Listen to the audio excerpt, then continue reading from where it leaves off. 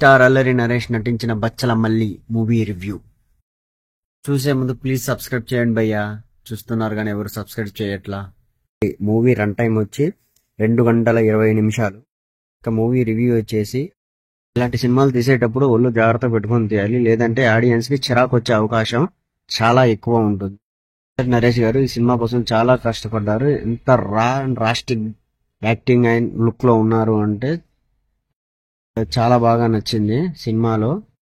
Cinema వచ్చేసి ఒక బచ్చల మల్లి అనే క్యారెక్టర్ మీద డిపెండ్ అయ్యి ఉంటుంది. బచ్చల మల్లి ఒక మూర్ఖుడు, ఎవరి మాట వినడు, తనకు నచ్చిన పని చేసుకుంటూ వెళ్ళిపోతూ ఉంటాడు.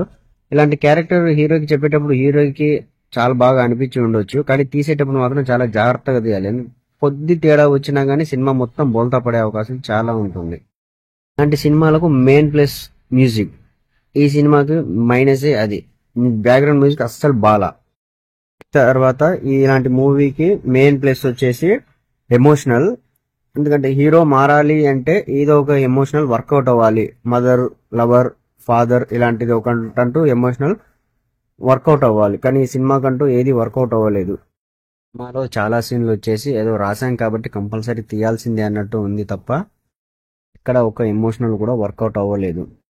సినిమాకి మేజర్ హైలైట్ వచ్చేసి అల్లరి నరేష్ గారు చాలా కష్టపడ్డారండి. ఆ లుక్ కానీ, ఆ స్లాంగ్ కానీ, ఆ యాక్టింగ్ కానీ సినిమాలో స్టోరీ కూడా వర్కౌట్ అయ్యి ఉంటే ఇంకా చాలా బాగా వచ్చేది సినిమాలో అందరి యాక్టింగ్ వచ్చేసి పర్లేదు, బాగానే ఉంది. అల్లరి నరేష్ గారి కోసం మాత్రం ఒకసారి చూడదగ్గ సినిమా.